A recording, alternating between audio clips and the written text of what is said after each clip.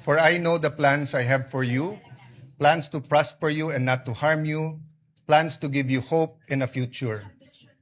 Yan po ang nasa Jeremiah 29:11 na naging isa sa core na paniniwala ng aking pagkatao at pananampalataya. Gusto ko po si Propetang Jeremiah dahil siya po ay nirerespeto at pinaniniwalaan ng Muslim, Hudyo at Kristiyano. Sa mundo ngayon na in crisis, buong mundo na in crisis because of the US-Iran-Israel war, napakahirap minsan paniwalaan na may magandang plano. But I'm always reminded that though people may be liars, God never lies. Though we may be weak, He is strong. But we are reminded that if He has a plan, we have to do the right thing. So let me be explicit. Our job together, my job, is to serve you, dear senators, to serve this nation, to serve God above all, and to do what is right. Napakahirap kung tutuusin po ang dinadaanan ng henerasyon na to. Kagabi po, kausap ko po ang pamangkin ni Senator Jinggoy, anak po ni Jackie, si Manu. Nakita po niya ako ng 2006 or 2007 or 2008 nung binisita ko ang kanyang lolo. At sabi ko sa kanya, grabe pala pinagdaanan ng generation nyo. During Duterte's time, depending on your lens, it was a human rights crisis. If you're pro-Duterte, it's a crisis of drugs, where illegal drugs did not only steal lives, did not only steal dreams, but it wrecked communities. It wrecked our government. Of course, if you are from the anti-Duterte lens, the human rights crisis was in the extrajudicial killings.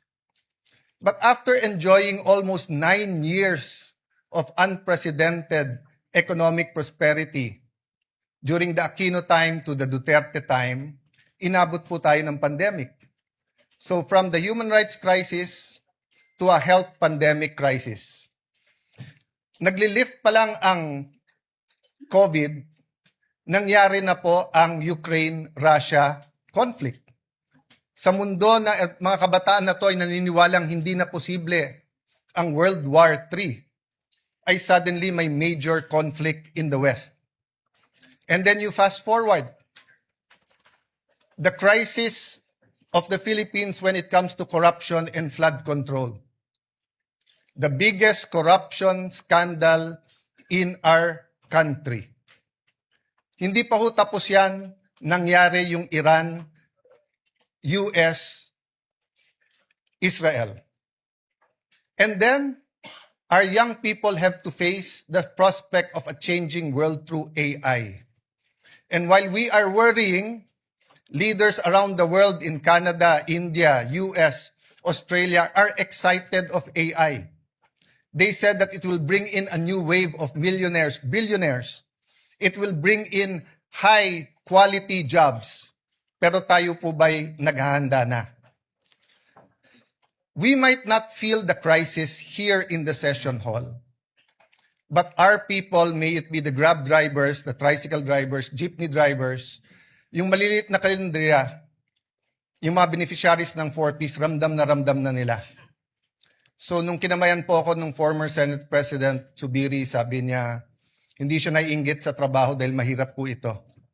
But I take a step forward, my dear colleagues, and offer myself to serve you. Just as Senate President Soto said, that he is here to serve everyone, not only the majority, not only the minority. I am here to respect the President, the office of the President, the Vice President, the office of the Vice President, the House of Representatives, and each one of you. In every crisis, there are big winners and there are big losers. Unfortunately, it is the poorest of the poor who is always the losers. So I urge all of you, let's unite, let's discuss. Before us might be the impeachment. Let it make it very clear may mga lumabas sa news and hindi ko kayo sinisisi kung sinasabi niyo sa news na ang pagpalit ng leadership ay tungkol sa impeachment. Hindi po. The impeachment is enshrined in the Constitution. The Bible says, the truth shall set us free. We want to be free from poverty. We want to be free from corruption. We want to be free from a government that is busy fighting its own people or the people fighting each other. Hindi to Facebook, hindi to social media na pwedeng bawat minuto may nagbabanatan. In real life, in the non-digital life, we have to be here for each other. It doesn't mean anything if we are, say, we're devout Muslims or we're devout Catholics or devout evangelicals if we cannot love each other. In the Senate, we might not like each other, but I think we can work each other and we can love each other. So let me make it clear. The impeachment will be much, much more than dismissing a complaint because of political affiliation. And it's also much, much more than convicting someone without evidence. Parehong hindi pwede yun. Kailangan guided tayo by the truth, guided by evidence. But the process is as important as the result. Hindi natin pwedeng sabihin, she or he will make a bad president. Or wala na tayong maasahan dyan sa presidente, wala na tayong maasahan sa vice president, impeach na lang natin. Hindi po. The Senate is also on trial. So, dear colleagues, as we ask God to guide us and help us, I'd like to thank all of you who supported me today. I will do my job. But I'd also like to reach out to all my colleagues here today. Ngayon lang naman po tayo na may divisions dahil mabigat ang politika. Pero actually, we've worked together. And if we could only go back 20 years and then go back now, can we go to 20 years from now? And let me tell you what I told the group last night nung nag-meeting kami. Basta't lahat ng gagawin natin, huwag tayong magsisisi. Huwag tayong gagawa ng pagsisisihan natin. So feel free to call me out if you think mali ang direction. So dear colleagues, again, thank you. God bless you. Maraming salamat sa inyong lahat. Session is suspended for a minute.